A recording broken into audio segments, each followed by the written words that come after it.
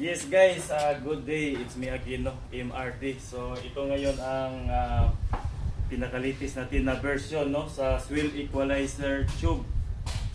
Meron na tayong swivel dito para ma-detach, madaling ma-detach yung unit natin.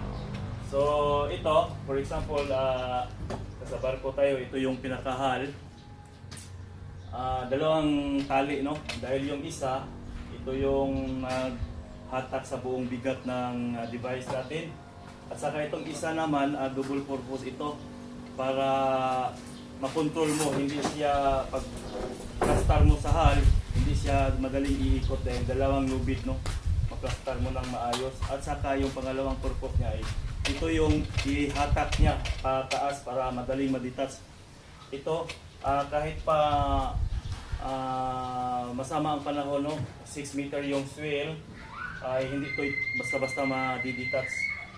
So dahil nahirapan na hilahin sa mga old version ko, kaya ito matagal ko na itong naisipan dahil hindi lang na palabas agad dahil naghintay pa ako sa yung IP ko na application, no, para ma-register. So ngayon registered na. So ito yung ipakita ko sa inyo ang paano gamitin.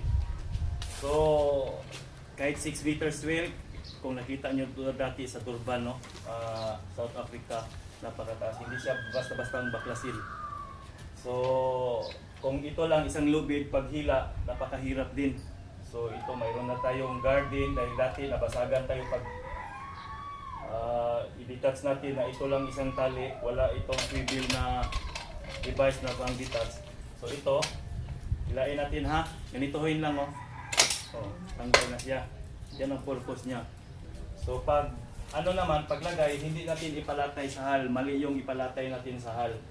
Once ang device na ipalatay natin sa hull, tapos gugulong siya, no, ay hindi matibay yung kapit vacuum ng magnet doon sa bakal hull ng barko. So kung 1 meter lang na swell o less than, madali siyang ma-detach. Kaya ang pagluwit nito hindi palatay. Ganito lang, i-distansya mo sa hanggang pababa, hanggang matapat na dito sa estimated natin na sea level. Doon na natin siya, ito yung purpose ng ito yung pag-control, kita nyo. Ito yung pag-control na hindi iikot dahil dalawang lubid. Ganyan, oh. So pag na-plastar na, ganyan lang. Ganyan. So itong yellow ball dito, ito yung yellow ball. Diyan siya lulutang kung saan matapat yung level ng tubig. So kung tapos ka nang magbasa ng graph mo, dali lang, i-detach. Ganito lang, oh. Ayun, napakadaling gamitin to. So yun, registered na ito, no, ang products natin. Protected na ito, duly registered na, intellectual property rights with the Intellectual Property Office of the Philippines, no, IPO Philippines. Namely, Industrial Design number 3/2025/051941. 2025 pa natin to na registered ang industrial design natin, yung ID. Isipin natin, yung unang number sa industrial design ay number 3. Hindi ito tinatawag na patent talaga. Maliit lang ang claims ito. At saka ito, registered din ito sa UM na tinatawag, Utility Model, no? Ang registration number natin ay nag-umpisa sa number 2. Isipin nyo yan. /2026/050076.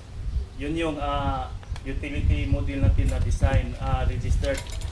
Tapos yung patent ko, no, ay matagal na ito, 2019 pa ito. Pinafile, alam nyo na yung patent ay napakatagal yan, maghintay tayo, almost 7 years na akong naghintay nito, but na-publish na ito,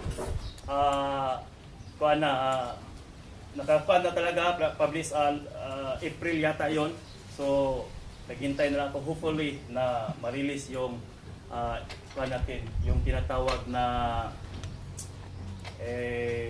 novelty award, no, sa patent natin. Ang patent ay nag-umpisa sa number 1. Yan ang totoo.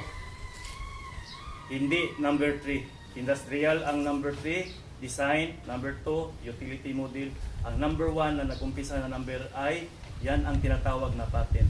So, inanyayahan ko kayong lahat na sinong gustong makipagsusyo sa business nito, direct lang kayo, message sa akin para mapag-usapan natin.